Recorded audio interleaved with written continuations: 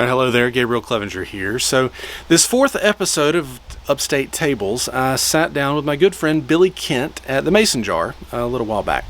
Now Billy is he was born in South Africa, grew up there, moved to Scotland where he met his wife and had their first few kids, and then he's been here about 10 years or so. So our conversation was wide-ranging and extraordinarily interesting because Billy has lived now on 3 continents, and so he just has an extraordinarily, just like a worldwide view and understanding of things. But his love for the upstate really shows out in this conversation that you see here. He talks about everything from politics, immigration, cultural stress, and regardless of what you think he's going to say, that's probably not what he says in this interview. So he's also a pastor, so he's been caring for people for the last year and a half during the pandemic and finding ways to help people and keep people together, even from different sides of political parties. So it's a great conversation. I hope you stick around to watch and listen to it. Thanks. All right, so I guess just for the record, just say your name and what you do, and everybody know you're not from around here, so maybe a little bit of a history of kind of how you've come to be not only in the United States, but here in South Carolina. Okay. Good. Well, hello, my name's Billy Kent. I am the pastor of the Greenville Vineyard Church. We currently, because of COVID, meet out in a park in the Greenville area. And I've been the pastor of that church for about 9 years now. Got here to the United States 9 years ago this coming Saturday on my birthday. Wow. And came over from Vineyard Church in Scotland. I was an associate or assistant pastor there, and came over to relaunch the Greenville Vineyard. So I'd lived most of my adult life in Scotland, but my accent is actually South African. I was born in South Africa, grew up there. When I graduated high school, I moved over to Scotland to work and do college, and did all that stuff. So South Africa for 19 years, Scotland for 19 years, and now I've been in the United States for 9 years. Wow. Okay. So, wow. I couldn't remember what age you were when you left South Africa. Just I mean, with all of the race stuff. By race stuff, I mean like protests and the killing of George Floyd and all that stuff going on. Did that have a certain? Did you see anything familiar, or did you see any? I mean, having grown up in South Africa, obviously, I don't think it was. When you were there, was it the middle of apartheid protests and stuff? Okay. Yeah. Okay. I grew up in during the apartheid times. I was a sophomore in high school when Mandela got released from prison. Wow. That particular day, they locked us in the school. Our school could be barricaded with cages and stuff like that. They locked us in the school that day because they were afraid that the black folks from the black neighborhoods would come and try and kill us. Wow. Because that had happened. That kind of conflict had happened in other places in Africa beforehand. Yeah. But it turned out to be a really peaceful day, and so it was good. It's funny, when you've lived in different countries, racism is different. Yeah. In different places. It has different roots, it has different starting points, so racism in South Africa was very much fear-based. It was the racism of a minority trying to protect itself. Yeah. And when you have that, the racism is far more, I hate to say it, but it's far more, it's kind of a practical system of self-protection. And once it breaks down, the former racists find it much easier to own what they did and fix what they did. So if you speak to a lot of white South Africans from those days, they own it and they say, oh yeah, we were wrong, should never have done that. But when you go look at South African history, you can understand where these things all came from. Whereas over here in the States, it's a different type of racism. It goes back to chattel slavery, it goes back to finances, about keeping the system going, about money. And so it goes back to identity and national identity. So people owning those problems and fixing those problems, sometimes it's harder for them to do. Yeah. But when you saw it, it just reminds me that there's prejudice everywhere in the world. And minorities always have to deal with prejudice because majorities always have more of the narrative in a country. And so if you go to China minorities in China struggle against the more dominant ethnicities there. Yeah. You go to places in Africa now, you've got, small Indian communities in Uganda during Idi Amin's reign. They suffered the racism. Wow. So it was people of color being racist on different people of color, but just a slightly different color. Yeah. And you see that all over the African continent. Racism has always existed. We talk about white racism a lot because the Europeans and white Americans had so much financial power over the past 400 years. Yeah. And so it's been in the eye and quite wrongly all of the devil, really. Yeah. But it's interesting to see all the different nuances and how difficult it is to fix. And it goes right down even to tribal. I mean, if you've heard of the country Rwanda, the battle between the Tutsis and the genocide that happened there, I mean, that was black on black, but it was different tribes. Yeah. So a form of, I don't know if I can use the word racism, maybe it's more... It was truly tribalism at that point. Yeah, truly tribalism. Yeah. And so wherever you go in the world, one thing I've learned is the majority always needs to look at their blind spots. Yeah. Where are our blind spots? Where are the assumptions that we've made that may be slightly wrong? And we have to stop and ask ourselves, what are the struggles of the minority people that live around us? Where are they struggling? And rather than making excuses, we turn around and say, well, how can we make room for you not to struggle? How can we, because, being Christians, a core part of Judeo-Christian stuff is justice.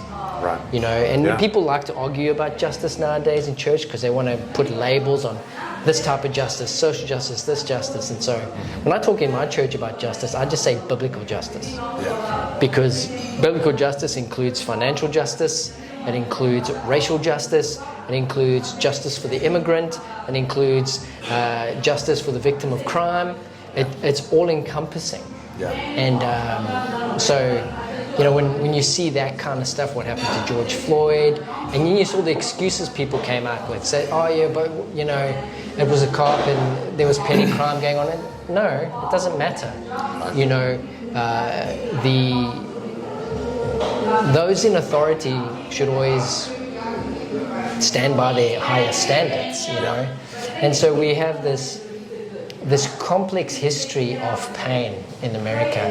And in South Africa, it's pretty complex too. I mean, they still have loads of racial problems between, and I won't get into that. But when you have a complex problem with the majority of the nation, and we can talk about white Americans, is that there's so many narratives that white Americans are being fed with. Yeah. And it's hard for them at times to really process those and sit back and go, okay, what can I do? And how can I help fix the problem? And I think your average Joe who works a job in a store down here in Greer feels very powerless to change whatever the systems are. And we live in the age of disinformation as well, so nobody trusts the media. And so when something does happen and there is a racist incident that needs to be fixed, it needs to be corrected, there's so many different views being projected in the media that your average person doesn't know what to do. And so we have a real integrity problem in the States, is what I would like to say, is that integrity means recognizing what is, seeking the truth, letting it expose you, and then deciding what to do with that, how to make it right. And at the moment, we have a problem, is because whenever something does happen in America, there are too many people who are trying to manipulate those situations to certain other ends. To serve another end, to get political power, to create a narrative, to get people to vote right or to get people to vote left, whichever way it is, rather than actually just having integrity, saying something is broken, and let's all work together to fix it. How about we, I think that you're right. The problem I would identify, I guess, along with that, is the fact that we struggle now to have any sort of a common standard or a common agreement on what actually things should be. So diagnosing the problem then gets to be very, very loose, because some people actually like a movement or like a system or like whatever the way it is because it serves their purposes. It may not be great for other people, and that is hard to wrap around. It's hard to accept that in a place, it's hard to accept that while you can be proud of where you're from and who you are, that at the same time, like, that can be true. You can be proud. It's a worthwhile thing to be whatever you are. But at the same time, there are issues and there are problems that you, and maybe only you, maybe particularly you, are able to change or make better inside of your system. And you're exactly right. The misinformation and the spinning of people in different ways, and it's not ever just one issue. It seems to be if this is an issue, if X is an issue for you, then you go find the other people for whom X is an issue, and you find out that W, Y, and Z are actually issues for those people too. And if you're going to be a part of the people who understand you on one issue, you've got to accept the other three. And it's the same way for the folks on the other side, that they may not actually have any sort of vested interest or logical conclusion with the ideas or the platforms of this other side, but there's the one issue that's really important to them, and so they sort of side with the other folks on those issues, and over the course of time it just gets to where it's really difficult to even, but something I've found is that very often folks aren't even talking about the same things when they use the same words. Yeah, words and what people think they mean is a big issue. I think the other problem we have, and this is common knowledge, is that we all know that social media is having issues, because we all know that the way the algorithms are set up in social media is that it shoves us into our homogenous echo chambers, if you know that terminology. And so what happens is people actually doing that in their physical lives as well. Yeah. So, when something happens, we talked about the race issue a little while ago. If something happens and there's a race thing going on and I'm struggling to wrap my mind around it, the last person I need to go talk to is another white person and say, what do you think? I mean, we're two white guys talking about it. But in my church, what I do is I'll go to one of my black friends and say, so what's going on here? What does this do to you? Yeah. And even though I might have an opinion about something, when I listen to a black friend or a friend from India or a friend from another place about something that's affecting them, and I listen to their story, it challenges some of my beliefs, challenges my narratives. It helps me to realize that the experience I have of being in America, it might be different to theirs. My experience is of being an immigrant. Yeah. But a white immigrant. Right. And being a white immigrant is a different experience to being a Mexican immigrant or an immigrant from Africa or Jamaica or something like that. Because until you speak, nobody may know that you're not from here or whatever. And so you have that kind of thing going down. But it's like, I think that's one of the big dangers is the echo chambers. As a pastor, if you're trying to do a decent church where you've got a variety of people, election year is the worst year. Yeah. Okay, because people just lose it on election year. And so my church is small enough that I have a rule every election year, like, you're not allowed to fight on Facebook or any other social media platform. Because I have a diversity of voting people in my church. I have libertarians, I have people vote Democrat, I have people vote Republican, all for differing reasons. All of them believe in Jesus and they have different justifications for the party that they vote for, and others disagree with them. And so I tell my people straight up, if I see you fighting on Facebook and you're still in my church, I'm going to come have a word. Because if you want to have an argument with somebody else in the church that votes differently, and it's not worth taking them out and buying them a coffee and doing that in person over the table, it's not worth having online. Yeah. And I will challenge you on that. And thankfully, up until now, well, you've been here for a couple big elections, or three. People in my church are pretty good at that. They don't fight on social media. Yeah. And, and maybe they might not take each other out for a coffee, but they stop themselves and they think for a moment. Yeah. And I encourage them to say, look, that person who's voting differently to you, how did they treat your kids? Yeah. How did they treat you when you were sick and they brought a meal round to your house? Were they evil for voting for the other party at that point in time? Yeah. No, they helped you out and they were there for you. Yeah. And it's this whole thing about when you have relationships outside of your homogenous area, you have a little bit more compassion for people. Even people who live lives you disagree with, you know. So, you know, I might have a Muslim friend, or, you know, I might be talking to somebody who lives an alternative lifestyle to what I feel is moral. Yeah. It doesn't mean I should be demonizing that person. Right. Doesn't mean I have to agree with them, but I do have to care about them and care about their lives and care about their experience.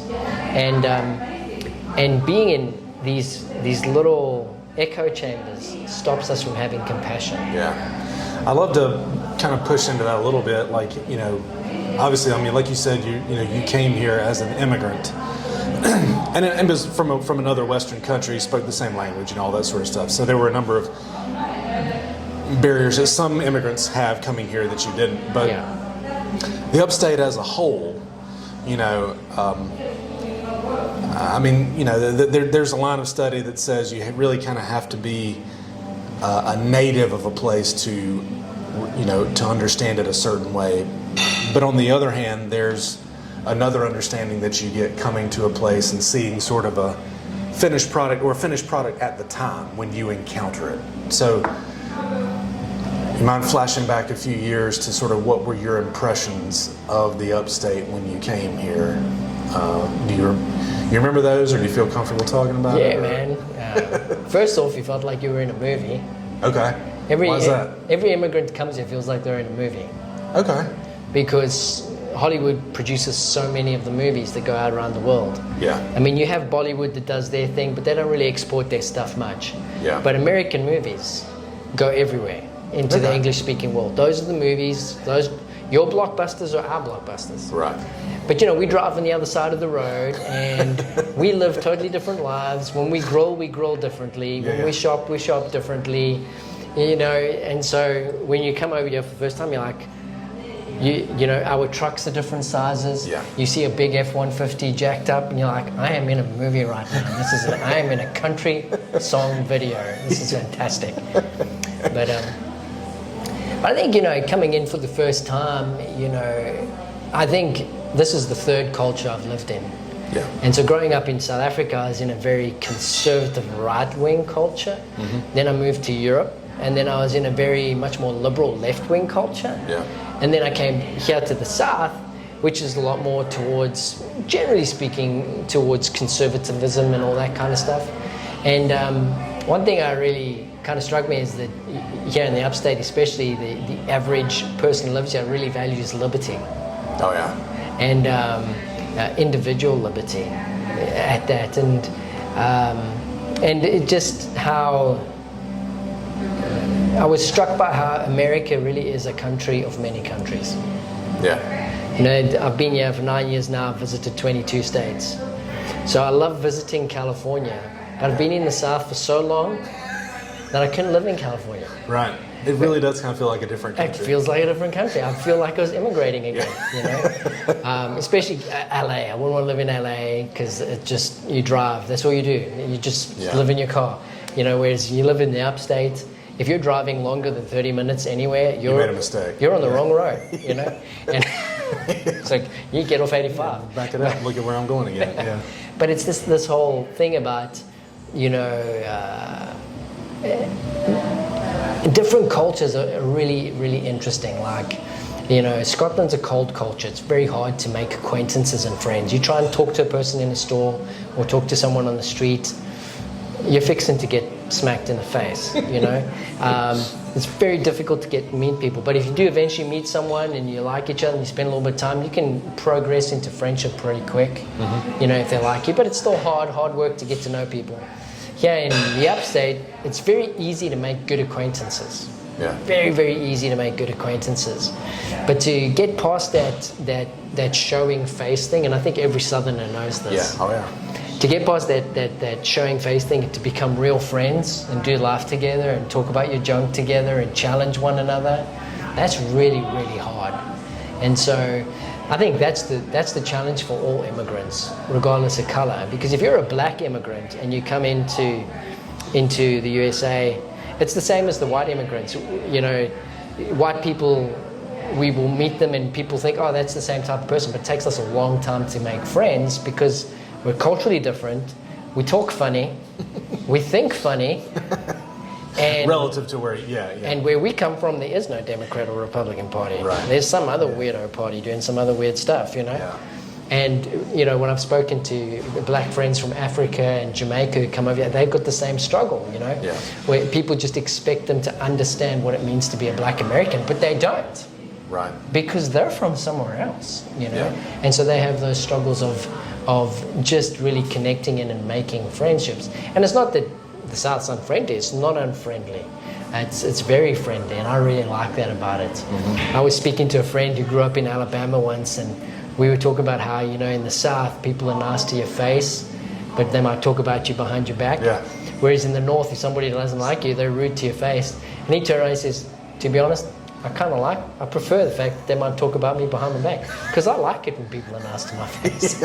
Yeah, makes for an easier day. You can It just makes go for an through- easier day. Yeah, you can But, move right on through. But I think, what else was a big observation? I think, So you had a wife and kids too. Yeah, I had a wife, So, 4 How kids. did their settling in, whereas you had a role coming in, and obviously your wife and kids had a role because of your role, but did that make a difference, or was that what kind of adjustment? there's this thing called cultural stress that immigrants go through. So you have your initial shock, and that can last 5 months to a couple of years, where you're just learning to drive on the other side of the road, or learning where the store is, and learning how to understand people. And then there's this thing called cultural stress that can last 10, 20 years. And cultural stress is where you just live knowing that there's things that you just don't know, but you have no idea what that is.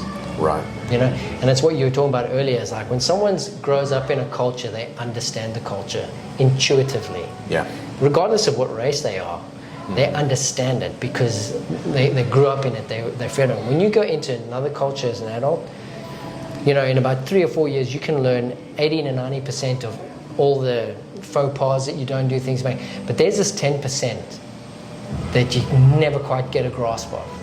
Yeah. And you just... Because nobody ever says it. It's Because not nobody written ever down says it. anywhere. It's not written down. Everybody knows it, but they wouldn't be able to articulate it. Yeah. You only know you're screwing up when you screw up, And so I think, my family struggled with that at the beginning, just not knowing. The kids, initially struggled to make some friends. They're doing great now.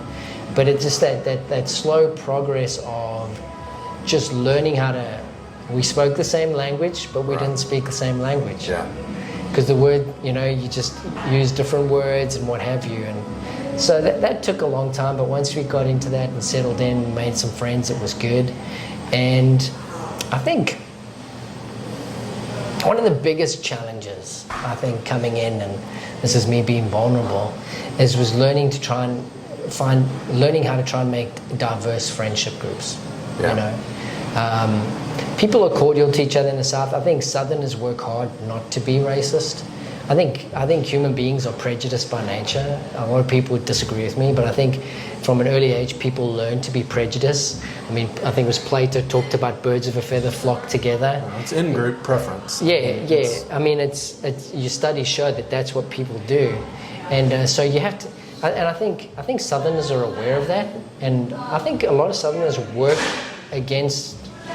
try to work against prejudice and becoming racist because of the history here. Right. But at the same time, I think people do still find it difficult to have variety friend groups.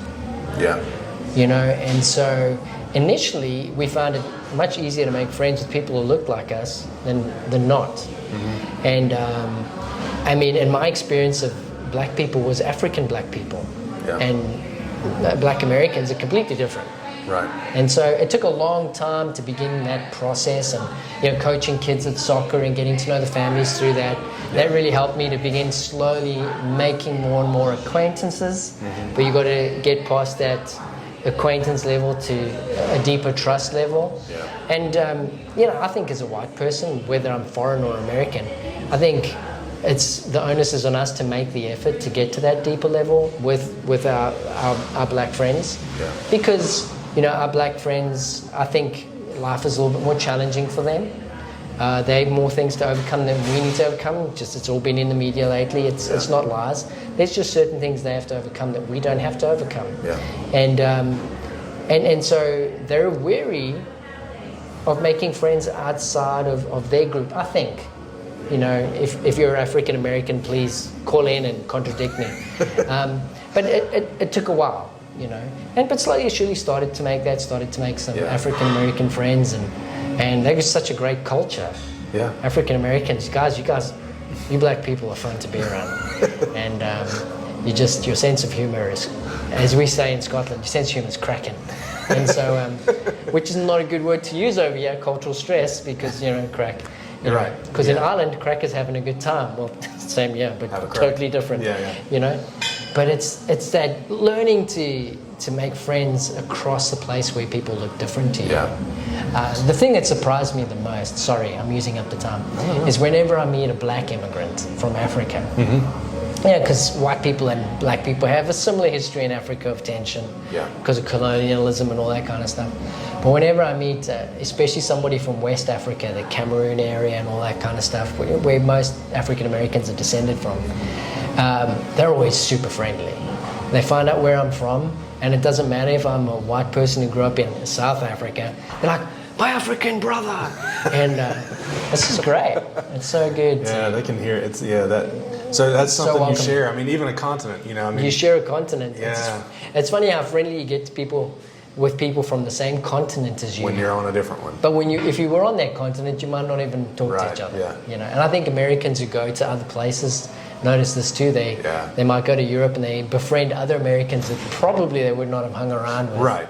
Had they been back home. I find that blows my mind. Because they have that, and they have that commonality in relation to their surroundings, in relation to what's around them. They share something that the people around them don't. Exactly. There's this connection. So that process of meeting other people and getting to those deeper relationships, I want to kind of just jump into that a little bit, along with, and some of this has to do with pre-COVID and whatnot, but being a shepherd, being a pastor during COVID, during the political, it was in many ways as much a political and a social upheaval as it was a medical emergency. Yeah. So I'm just interested to hear you speak, just sort of your reflections on what it was like to try to shepherd people and care for people when there were so many other sources coming in, people telling them what to think and trying to craft reality for them. I think for me, pastoring a church, I think the key for people getting through it well was how healthy their relationships were. So obviously I lead a church. And so right at the beginning, I'm in the Vineyard, and one of our mantras, if you like, one of our founders, John Wimber, said, people go to churches for lots of reasons, but they stay for one, and that's relationship. Yeah. And so right at the beginning, I thought about my church, and I could see what was going and how quickly things were fragmenting. And I said, I have to set my church up in such a way so that people can maintain relationship and be there for one another. So what I did is I looked at that value of relationship, because what are the people of God? We're worshippers of God, but we also do it in community. Right. So I wanted to keep those two things together. And so that was no genius on my part. I just stole that. But over the past year, I've realized it was a genius move. Yeah. Because my church has fared way better than many other churches I know of. Yeah. Even though we don't even have a building. I mean, we have nowhere to meet other than the park. And so, because what I realized is that when people are in good community and good relationship, especially with a variety of other people, they don't lose their minds as quickly. That's the best way to put it. And so, that's a good way to put it. Yeah. So basically, early on we were online for about 3 or 4 weeks, and then I said, okay, let's go to a park. We'll socially distance. Those of you who bring your masks along. If we're going to be in close proximity with one another or pray with one another, we'll wear our masks. But if you're beyond 6 feet, you can take it off and chat. And so I found that those people who consistently came and just saw one another again, talked about their different experiences, how things were going in the different places they're working, because so many people were responding so differently. to what was being fed to us from the media, what the government was saying, is that when they shared their stories about what was happening on a macro level, but then talked about their own personal experiences in it, they had compassion for one another. They would pray for each other. And so some people who had some really strong opinions one way would go like, I still have those opinions, but I've curbed them a little because so-and-so's experience is completely different. Their uncle just died of COVID. So even though I think everybody's overreacting, and I probably still do. Somebody who lost. I know somebody who lost a family member. Yeah. You know, and I knew people who lost family members. Yeah. And so because these people were in community, and I mean, I didn't preach for a whole year. I said, just watch me online. I recorded my sermons online. I said, spend the time at the park talking to one another, fellowshipping with one another. And they just kept coming back each week. Yeah. You know, the kids we gave the kids a pass. I'm sorry. But we let the kids play with each other, and we let them break the six foot rule, because we found that even after a month, our kids and other kids in the church were suffering mentally from not having time with their friends. I mean, you could actually see them having difficulty with their emotional and mental health. And so we sorted that out real quick. And as soon as they got to be together and fellowship together, they got healthier really, really quickly. And so now I'm a preacher of, you know, good community helps to foster good responses to crises. Yeah. And bad community, people who are isolated, aren't doing well. And so going forward as a church, I'm like, I'll always try and make my church very welcoming to anybody coming in. Mm-hmm. But I'm never ever going to make my church consumable. Right. You know, what do I mean by consumable? So many churches put on a great show, and that's not a bad thing. They're trying to make it good for the newcomer coming in. They're trying to make it so that the newcomer is comfortable, enjoys where they are. And that's not a bad thing at all. But the flip side of that is people started just being entertained in church. Yeah. They come in late, sing a couple of songs, hear a great message, leave without talking to anybody. Yeah. Those people really struggled during COVID. Yeah. And a lot of them haven't even gone back to their churches. Yeah. Why? Because they had no relationship. Why go back? I can just watch it online all the time now in my pajamas. But what they don't realize is that over the years from now going forward, they will be worse off because they don't have those relationships, those encounters with other people who are different to them, who, you know, someone who's way poorer than they are, someone who's way more wealthy than they are, talking and fellowshipping together, trying to figure out how to follow Jesus in this life, or trying to figure out if you're someone that doesn't follow Jesus and you want to learn, what does it mean to follow Jesus? Yeah. You only learn those things when you're in relationship with people and when you're connected to people and you're doing life together. And so that was the biggest revelation for me, is like, wow, the people who connected in relationship, who were listening to one another and talking to one another, who were, whether they were being super strict or super lax in their social distancing, fared better, dealt better, had a better attitude to it all, were able to think actually a little bit more critically about the whole situation. And I think my church was healthier for it. Yeah. And so the chances you can get for the other side to be personalized, not as in made more appealing to you, but as in having a face and having a story, not just being someone out there that you read on a report, or, you know, even worse, just what you think other people think. You know, and you win those arguments every time inside your head. Oh, yeah. You know, but to be in close proximity, and I guess it's a huge appeal for it to be somebody that you knew already, and you've already had a story with them, like you say. People visited you when you were sick and took care of your kids when you all came and went to that event together or whatever. To be able to then trust that person of high intelligence and goodwill came to a different conclusion than you did. Yeah. So it humanizes, I guess is probably the better word for it. It humanizes things that you are predisposed to disagree with, and so you have to temper your own passions maybe in that way. And around something else. I think all this, you know, probably underlying this, I imagine you would say, correct me if I'm wrong, but in the face of all these other sources and all these other things coming at you from different places, there has to be some other center You know, if there is another center, if there is some sort of something holding you together that you're touching, then you can handle some of these other things on which you disagree. Being from different political parties, being from different whatever, and that center for you as a pastor, you know, what you tell people all the time is that relationship with the Lord, with God, and that vision of the kingdom.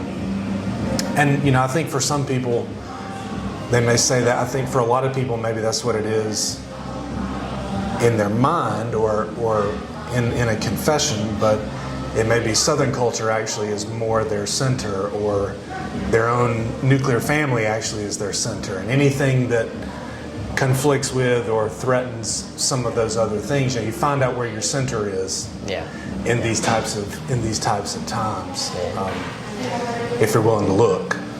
I think that's it. I mean, we all get off center at times. And but I think the key is if you're a follower of Jesus, when you're getting illogically angry about something and you find yourself beginning to vilify that particular person, you just need to stop and say, is Jesus still the center, or is something just a little bit more important to me than Jesus is right now? And then really go back and say, okay, Lord Jesus, what would it look like? What would my response look like right now in this situation if you were the center, and say my politics weren't the center, or my understanding of national identity wasn't the center, or whatever it is? Because as a disciple, as a follower of Jesus, your responsibility is always to return to the center. And I think, you know, there's that coupled with another thing that's happening in our culture right now is people live in fear. And that's why they don't connect with people who are different to them. Like, you know, the Christian's just afraid to hang around with any non-Christians because he's afraid they're going to take his faith away. No one's going to take your faith away. Right? Or you're afraid that if you want to be a biblical Christian and you want to have a biblical response to, you know, other sinful ways that people are living, if you hang around with the sinners, you feel like you're going to become a compromiser all of a sudden. No. Having compassion and love for someone that lives a life you disagree with doesn't mean they're going to change your mind.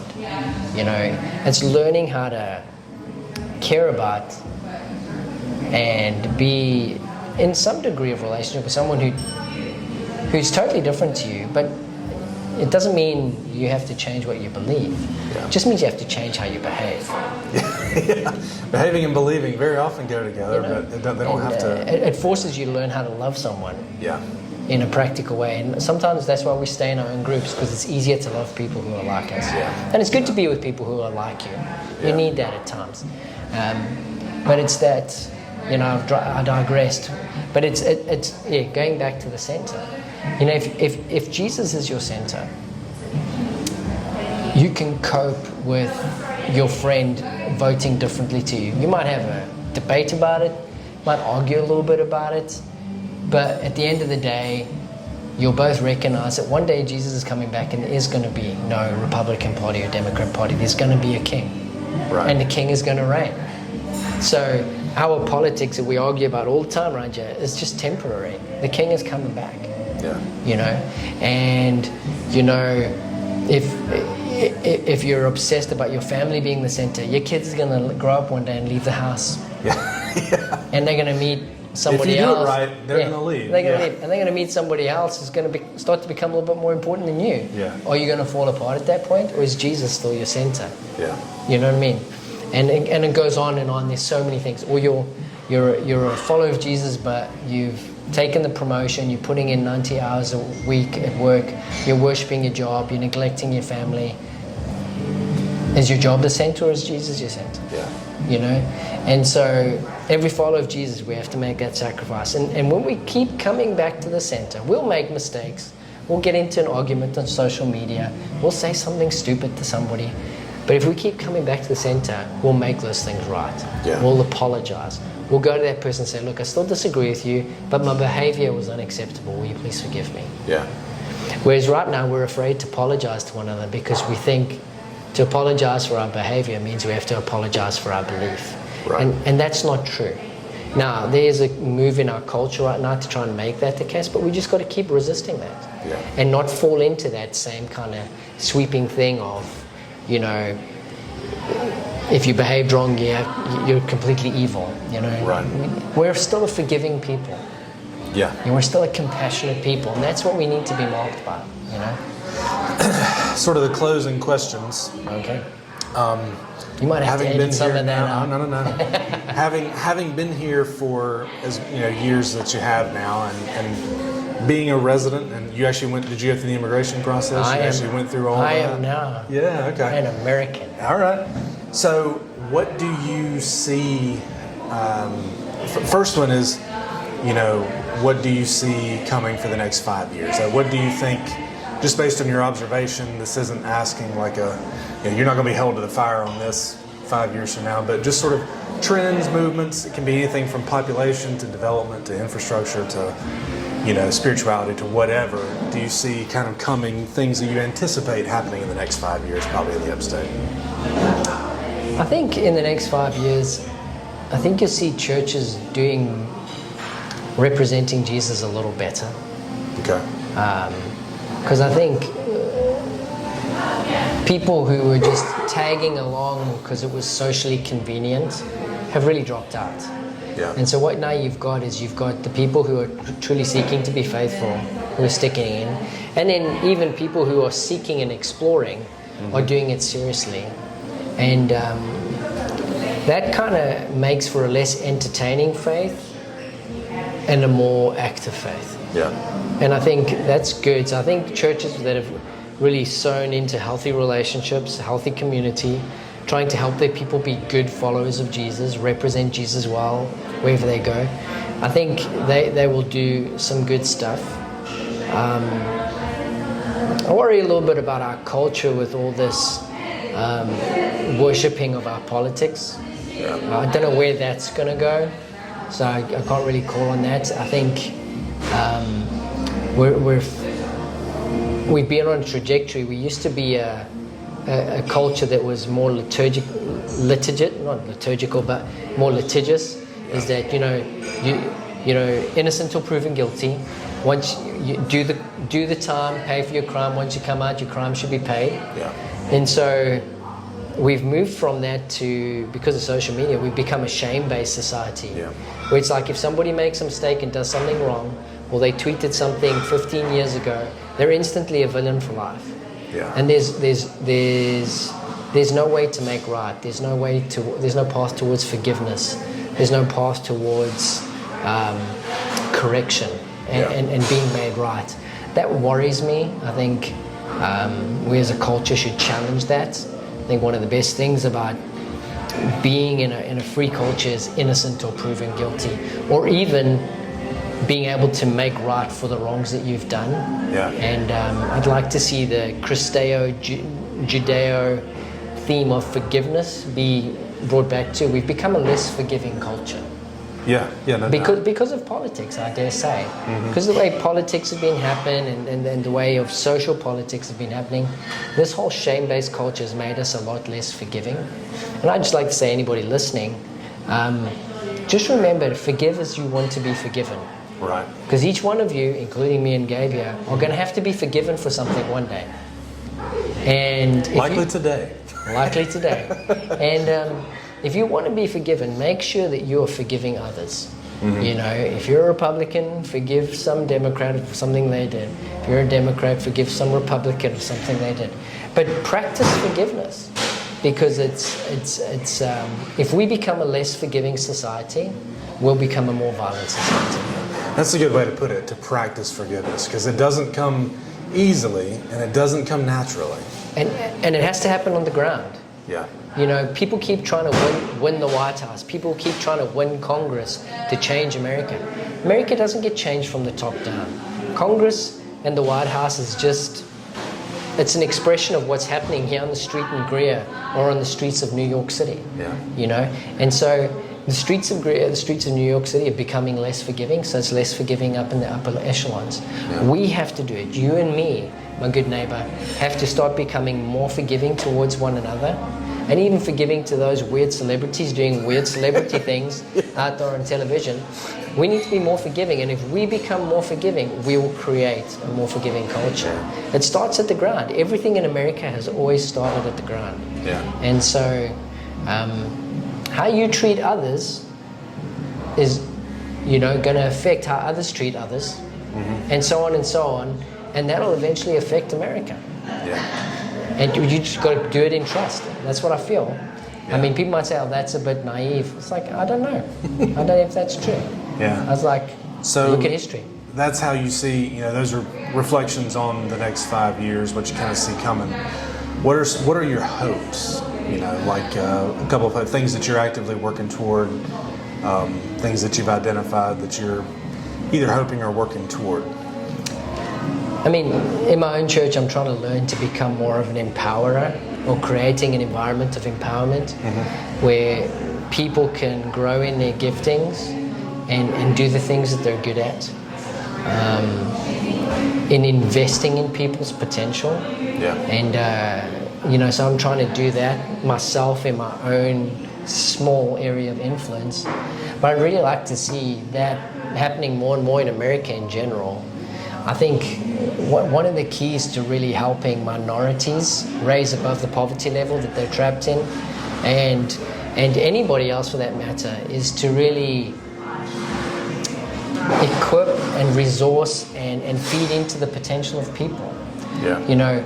We can legislate till the cows come home about all sorts of things, but really, at the end of the day, the best way to transform a society is when everybody agrees, let's invest in our young, be they of Hispanic descent, African descent, European descent. Let's invest in them, invest in their potential, and give them a chance to do well in life. Yeah. To pursue, I dare say, dreams that they may have. And I feel like doing that really helps to change societies. The reason why countries with high corruption always end up in poverty is because what corruption does is it robs people of the ability to meet their potential. Yeah. I think it's one of the key things you see in corrupt countries, and that's why so many people are in poverty there. And so I'd like to see the narrative, the race narrative, especially in America, change from there's too much us versus them happening in many, many spheres to we're all Americans. And, every American child has to be given the ability to try and reach their potential. Black children, Hispanic children, what are their dreams? We're so used to saying it in the white neighborhoods, hey, you can do anything you want, work hard, go to college. Well, is that true for the kids in the poor neighborhoods? The kids living in the trailer parks, the kids living in the ghetto. Is there opportunity for them? Can they chase the American dream? We've always said yes. And I don't believe in the American dream, but can they chase their potential? Can they chase, if they want to be a doctor, can they chase that? And what's stopping them? Are there systems stopping them? Let's change the systems. Let's do what we can to invest in these kids. If we do that, America will continue to be an amazing place. And I think we have some problems there. I think, our country favors the wealthy. Yeah. I really do. And it's just way easier for kids who grow up in middle class income and above to make it in life. Kids who are growing up in poor families, they might get Medicaid. They might get some other stuff from the government, but they're not getting an easy ride into college. Everybody's got to pay there. Right. They might score well on the FAFSA and get a federal grant, but that's not paying for college. Yeah. If they really want to get great scholarships for college, they have to be great at sports, and they're going to have to great grades. Yeah. All the schools in our bad areas making it easy for smart black kids, or smart poor black kids, smart poor white kids, smart poor Hispanic kids, isn't making it possible for them to get that 4.0 GPA to get whatever scholarship they have. I'd love us all to care about that. Yeah. And just to care. I don't have the answers. I'm not an economist. I don't know how to fix that, but I care. And when we're talking about our politics, ask yourself the question, regardless of what your politics are, do you care about people who have a different story to you? Do you care about people who are poorer than you being able to chase their dreams? You know, do you even care about rich people being able to create new jobs? You know, who knows? But we need to start caring about one another, especially people who are different to us. Yeah. And that'll affect the way we vote, the way we treat one another. Yeah, that's it. Excellent. That's all I Thanks got. for your thoughts, man. It's been good to catch up. Yeah, probably talk to way smarter people than me. But. I think everybody's hung on to the end just with your accent. It's mesmerizing. Got to learn how to use that better. All right, man. Well, thanks for having me, man. I do appreciate it.